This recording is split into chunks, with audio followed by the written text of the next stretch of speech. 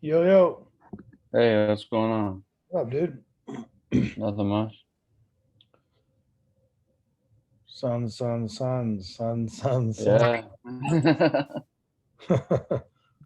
Hi, Portia. Hi. How are you? Hi, Brandon. Hey, how's it going? Good. How you doing? Just tired. Hold on a second. What's going on here?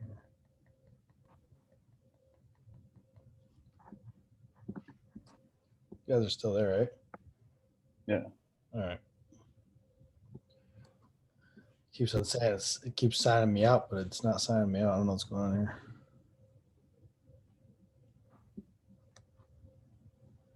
You guys watched the message Sunday or no? No, I didn't get to, unfortunately.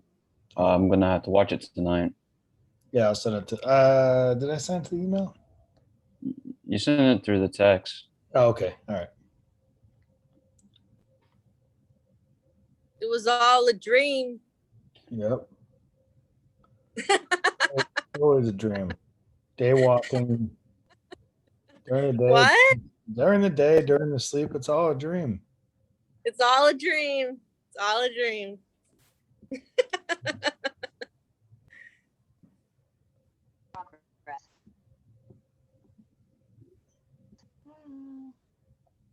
Yo, yo.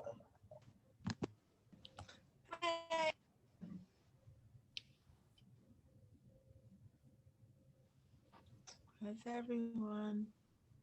Hi. Hi. Hi, Brandon. I wish I had that energy today at work.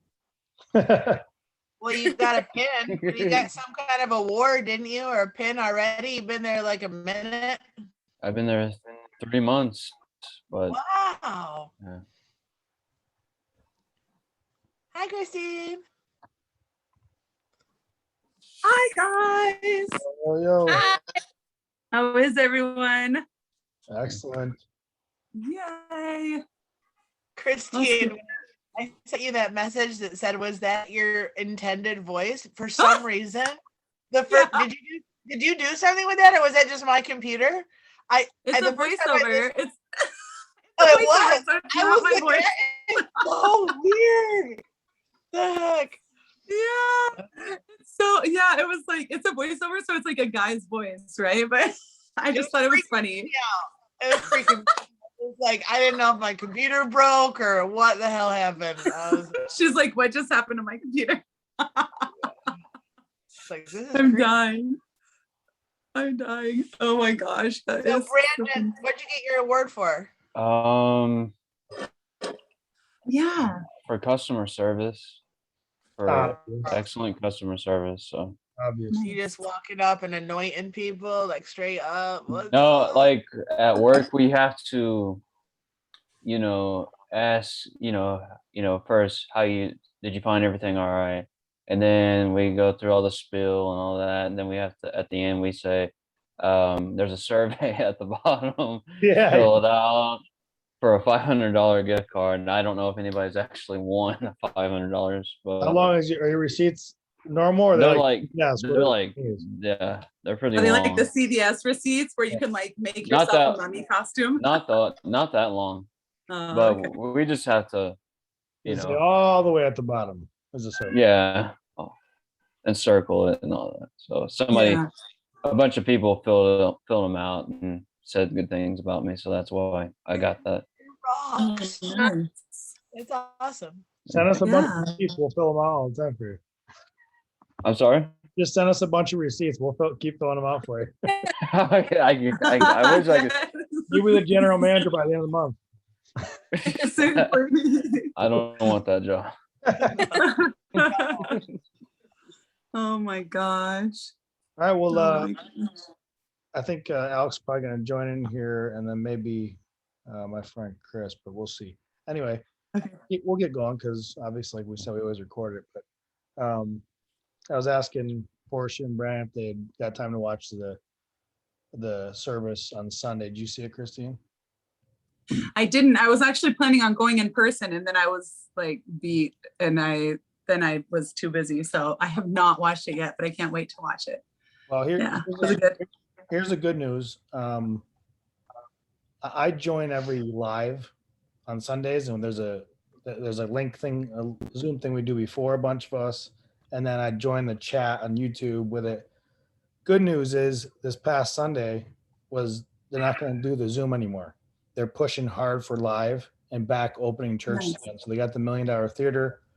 They're going to try to get locations back and start getting a lot more in-person stuff. They're not going to get rid of these Zoom Connect. The Connect group they're going to pour into even more than they ever have. Yeah.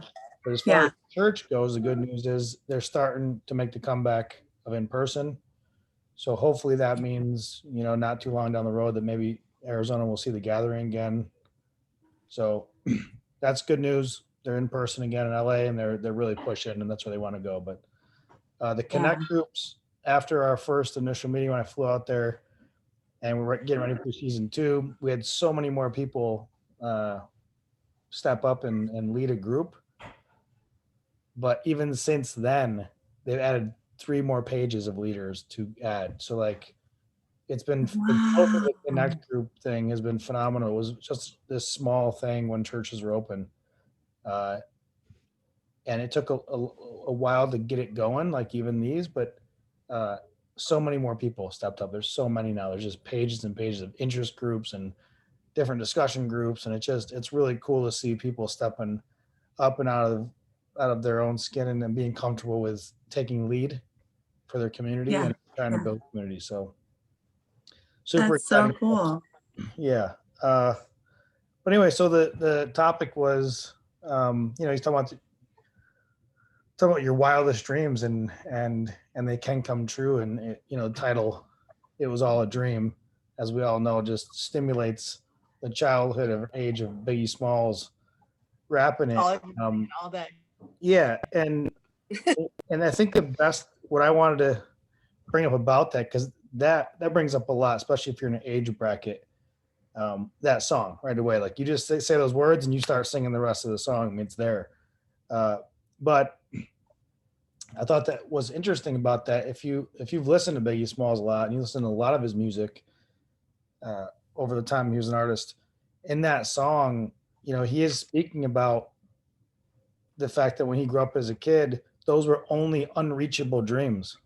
That whole rap is about an unreachable thing that he never thought would be for him. He never thought that he was born in a place that he'd ever attain any of that wasn't possible for him. It was just a dream. It was something that you fell asleep and dreamt about and then woke up to reality, and he had what he had, nothing. They sold drug in the streets. So that song, even though it's a very trendy and super popular song, the meaning of the lyrics are so real because, for me, I can feel that a little bit. I grew up, I've accomplished things that I never thought could or would have been possible ever in my lifetime. But it was only then it was only because I thought I was limited to my surrounding, whether that be the people or where I was at the time. Hindsight now, I know that it is what you want it to be, and it has to do with what Chad talks about in the message of counting your blessings, right? Like every single day, counting them, literally counting them. 1, 2, 3, 4, going through and listing your blessings and understanding that, especially us, like I'm sitting at a Mac computer, Zooming with all my friends all over the country and sitting in a home with a roof over my head and I'm warm. I got tea here. Like you can go on and on if you really get to the base of what our true blessings are. Like just sitting here, waking up every day, having a place to live, eat, job, like all these things are abundance of blessing. And, we can get down on ourselves in times of feeling like maybe the world's against us a little bit. We're not blessed. And why me? And, when is it my turn? Because sometimes we're not looking at what's already there. The blessings we already have in our life that God's already given to us, promised to us. And I think that's the first key I really wanted to point out was one, like getting in the practice of every day, really spending those time. We talked about what you do in the morning is the most important of your day. Like those first 5 minutes affect your whole day. Well, the practices you do really help your mind and create what you want in your life. You can create things by speaking them. You can create things. You can create things by saying out loud, right? You could talk things into existence, and you can create your own reality. You can have your own reality. You can create it by just talking into existence and constantly practicing that. You want positivity in your life, you got to speak positivity, right? You can't be around a bunch of negative people, be negative, talk negative, always complaining, and then turn around and go, man, I wish my life was more positive. Right? We're in control of that center. We're in control of that nucleus and how we see and react. And I think that starts with the one, what he said in the message was count your blessings every day. If you're feeling down, stop for 2 seconds, count them. And it is as simple as having a roof over your head, having a job. But more importantly, one key thing he kind of started down, but it got me triggered on, what are blessings? And if you start thinking about them, like they're not these tangible things that we collect and have. They're not the things around your house you see with your eyes. They're not the clothes you wear. They're not the car you have, the job you have, the money in your bank account. They're none of these things. It's, blessings are deep, meaningful relationships. They're faith, trust, respect. You're, feeling full in your heart, service to other people. Like these are things that I think bring true happiness to your soul, but also are real blessings. Like I think I know quite a few people I've had in my life that I've suffered and felt like I've never had any of those things. Even as good as I was doing this track, what I was paying attention to, the stuff that was really blessings to this earth that we have here, that we've been given by God, I was lacking those things. I was lacking the things that I have control over, that I don't have to chase, that are inner and peace in me. So I think that was a huge one. So count your blessings every day, right? It's super important. And he talked about, sorry, somebody's trying to, hold on one second. I'm just gonna send us a link. Somebody keeps trying to join. Amber, was that link bad or?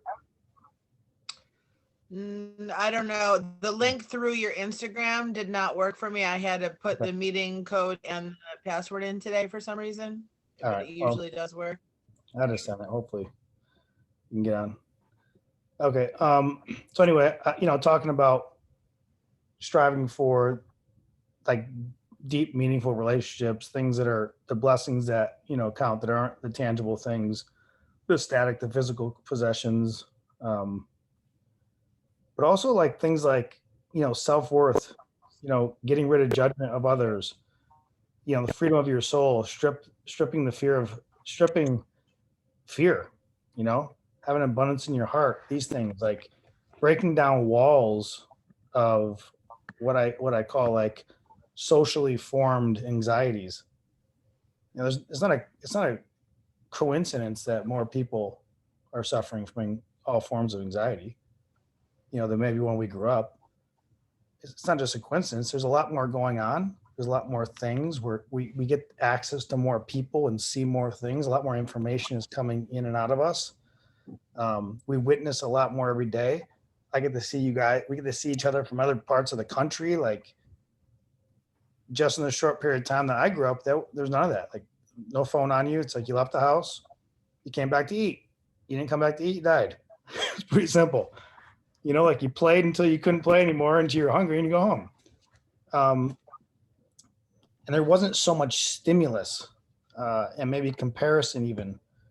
So I have total empathy for, what is out there it's stimulating more of these anxieties. But I think, again, if we come and practice with ourselves and we can sit and count the blessings every day of why and how and what we have and why we're here and who gave it to us, that's a great start with those 5 minutes of how we start our day. Thanking God that we have those things and that there's a lot of people that don't. I think it helps curve our energy and our flow for the day, our mindset, us feeling down on ourselves, and can flip that back on to, again, service for others, service for others. Chad talked a ton about tithing in this message. And this is a point for me of contention, because when I left the church growing up, the one thing that made me feel really uncomfortable in church, in Catholic church, any church, was giving money to them when I knew my mom had none. Like, I know she had no money, but she always gave money to the church. It was like her first priority. She was packing that up. The second she got her check, that was going in the envelope first before even the bill came in the mortgage. And I never understood it. Like, I was like, why are you doing that? You don't have money. Like, that sacrifice can be pushed to the side. You have to pay rent or pay your house, or you have kids and responsibilities. And, what I didn't understand was that's not how it works. You give your first, no matter what, to him, because you're in trust, in faith that he has a plan for you. He's got your back. He opens the heavens to you. I mean, that's the point of it. That's why she was doing it. I never understood that growing up. And it kind of got me a little upset. I just never understood, why are you giving to the church when we have nothing? But if you ask Amber and you saw my mom every day, you know that she was full. I mean, abundance, like, of happiness and joy. It was like oozing out of her. It was like hard for it to, like, hold her energy in, that what she gave out. And that all came from how she lived her life. It was always him first, so that she could take care of us. We were first to her, but he was first, then children, then her. There's an order. And no matter what Amber and I saw as or witnessed it as, she knew that she was happy in all those ways. And that's why she was like exploding. If you ever met her, she was like energy outward all the time, smiles, words. Her voicemail at our house was like, sometimes when we were younger, I was like embarrassed, because it was like, my mom would like, hey, you've reached our house, we're not here right now. And then go into this long, like, you should have the most blessed day ever, and I hope your day is amazing, and just, leave after you leave the message, just go ahead and smile so your day's. It's like, oh my God, Mom, just say we're not here, leave a message. But you know what I mean? Like, that's my own projection. But man, everybody that called our house or called her work loved that, because they didn't get any of it during the day. They weren't getting that from other people. And that was just my mom counting her blessings every day. Every day she woke up, she was happy to be alive, happy to have a job, happy that her kids were alive and well. And she was so happy for the things that I could just overlook for 20 years. I never got it until, very end, when she was sick, and really dug into it. I really understand what it was about. And it was this message. It's count your blessing. It's understand what you have every day and be grateful for it. And gratitude is the attitude, Yeah. like 24/7. And the other thing I want to say, and I want to open up a little bit, is he mentioned stuff about, in this passage, he mentioned stuff about, we are blessed to test, meaning he talked in some detail about God asks you to test him. Like, go ahead and test me. He doesn't do that a lot. There's one scripture, and I'll send you the notes, but where he talks about test me and I will show you. You know what I mean? Like, test me, put me first in your relationship, in your tithe, and I will open up the abundance to you. Everything, I'll open it up to you. There's no limits. And like we discussed before in a past one, maybe this last one or a couple ago, we discussed that this whole, like, it's already planned for you. You're already promised greatness. You're already promised through him. You just got to get out of your way. It's already there for you. He's got your back no matter what. It's us who get in the way, right? It's us who sometimes can't see what we already have. And that's what I really took from this message. It was, we just got to take a breath every once a day. And maybe it's part of that morning routine you got, add it to the routine. You know, put the 1, 2, 3, 4, 5 things. You know, go through your day. How you start it is how you finish it, and add that to our practice, and you know, be okay with that. You know, the blessings that we have are abundant. It's crazy, crazy, crazy good.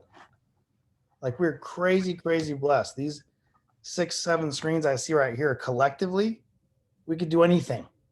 Collectively, we could do anything. There's nothing on this planet Earth that couldn't be done collectively in this small screen amongst us 6 people.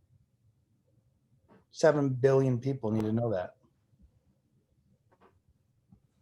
So I know that not everybody watched the message yet, but you know, in terms of the title, it's is all a dream. I'm just going to give you the depth stream, and I want to open up the floor to just discussion. But the best I thought kind of definition around dreams, and obviously everybody knows dreams are still not figured out. There is no definite reasoning behind what's happening. They know when it happens, what it's supposed to be, but they don't have no direct science on where it's coming from and why. But I thought this was pretty good. The purpose of dreams is to help you store important memories and things you learned, get rid of the unimportant memories, and sort through complicated thoughts and feelings, all during your REM sleep.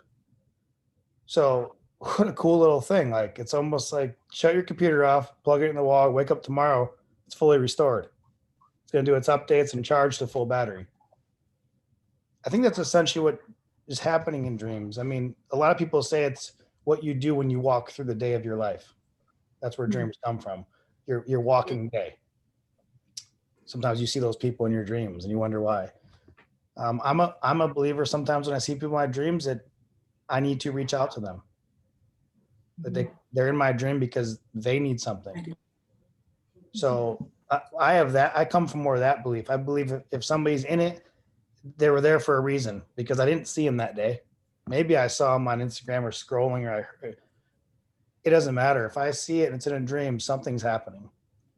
You know, some people say that premonitions come through God and it's speaking to you. So I thought that was pretty cool, because it's a really simple, basic way of like saying just important shit's happening. You know what I mean? Like, it's going through the good and the bad, digging through it, prioritizing, recharging, you wake up.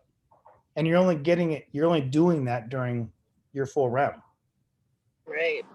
Leads to it's important to get good sleep. Yes. All right. Biggie Smalls is the illest. His style is played out. All right.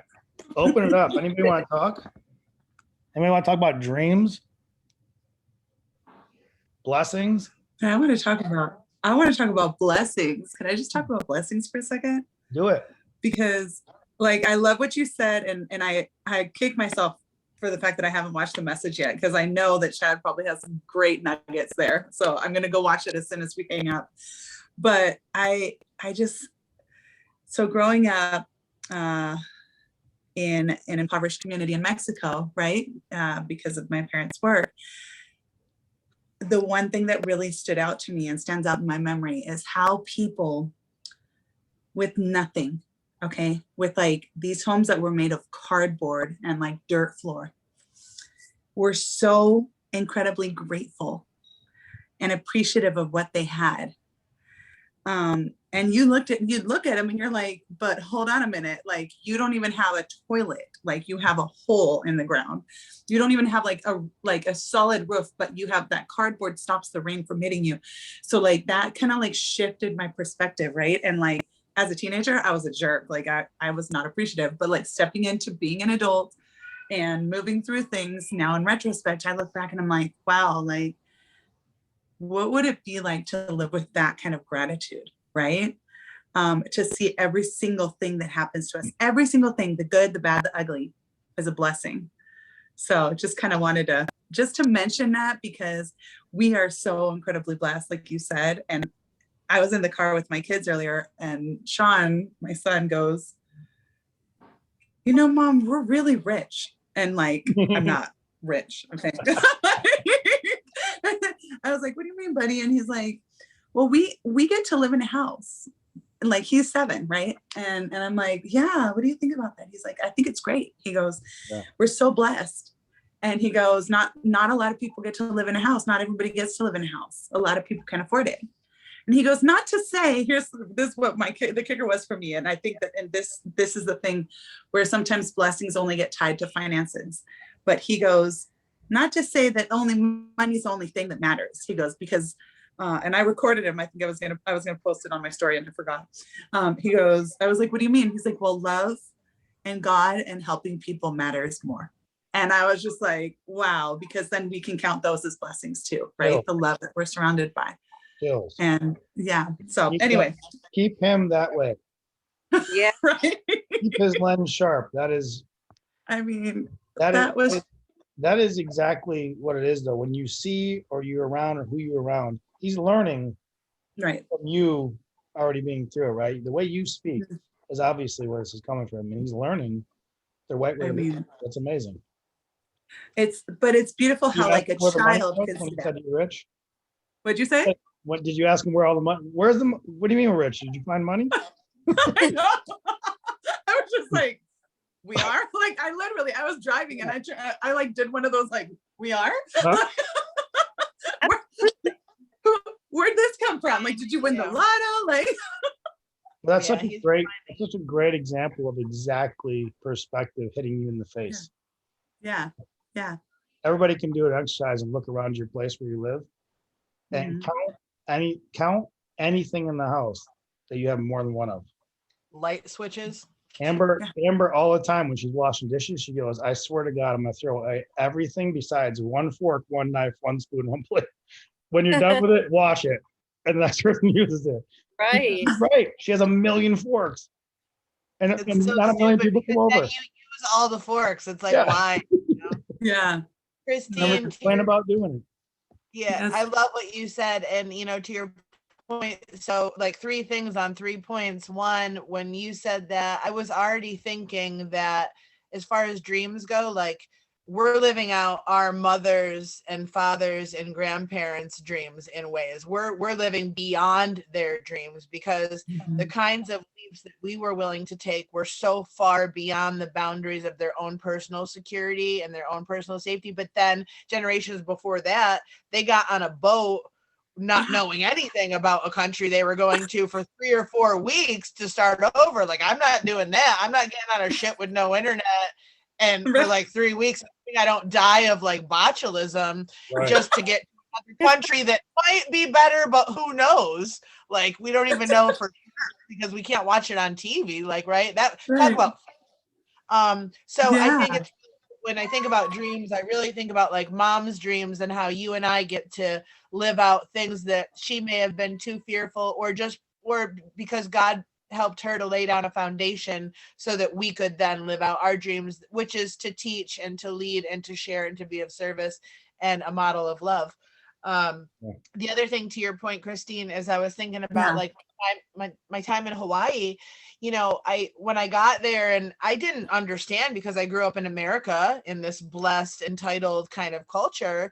And even though we were very Catholic, and we were in Catholic school, Catholic church, Catholic CCD on Wednesdays after school, Sunday school. I mean, there was 37 crucifixes. There's a lot of faith around us, but I didn't know truth and I didn't know world history yet, and I didn't understand like the bigger picture. And I get to Hawaii as like a white person in Hawaii, and I mean Russian, Italian, whatever, and I'm just thinking, oh, this is amazing. It's paradise. It's beautiful. It's perfect. And they're looking at me like, you and your people stole everything that we've ever loved and worshiped and we're grateful for. And I had to take like a Hawaiian studies class to like learn the actual history of Hawaii, even though you'd think I would know, having gone to an American school. And those people lived on an island, the furthest continent from any other landmass in the entire world. And the only thing they knew, they had their own language. They didn't know about Jesus Christ specifically. They didn't know about anything. They just knew that a God existed that provided every single thing that they needed. And to your point, it wasn't about a house or anything or water system. Whoa, Brandon.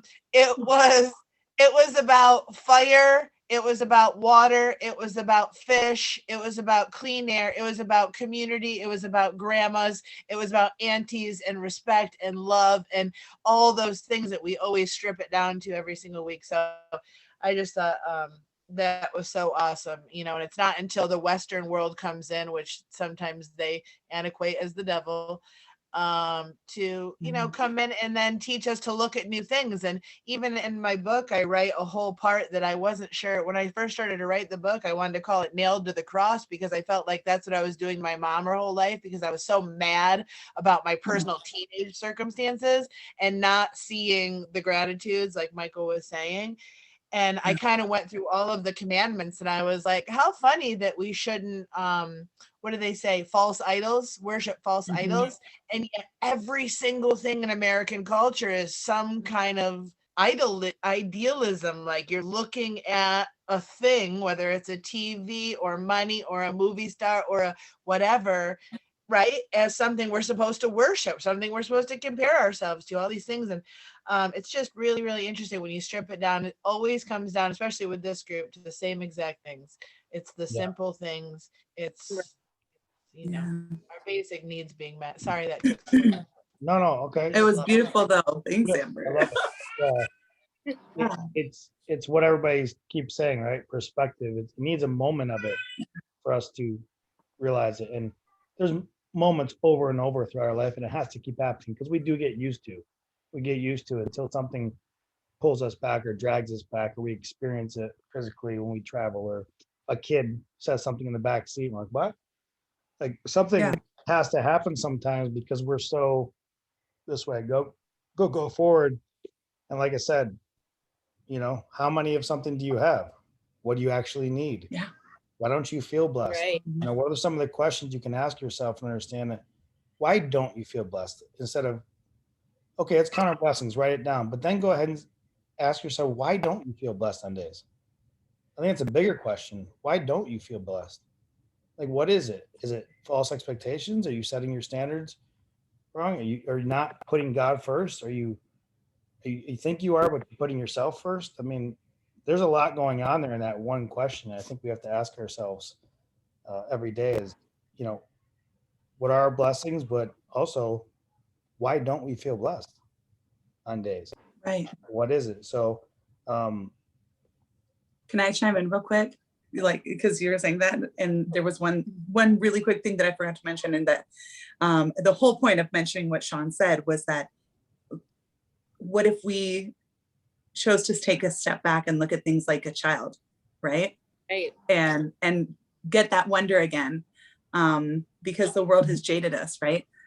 And so anyway, so I don't want to go on forever. But Matthew 6:21, he quoted, chatted, and says, "For where your treasure is, there your heart will also be."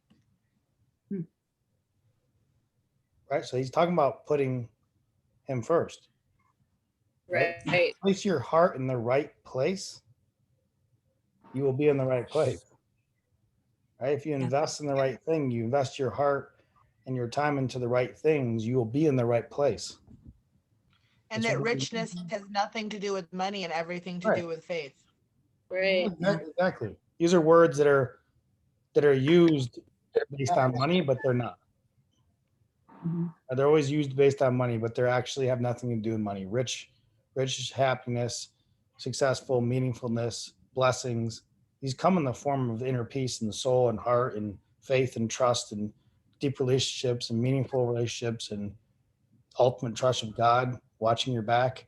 Everything else is the gifts that come. It's the abundance he already promised you. If you have a good job, great. That was promised to you. You have to be high or low about it because it's already there for you. It was there for long before you knew it. So, Portia. Hi. Richard, So I got you. What?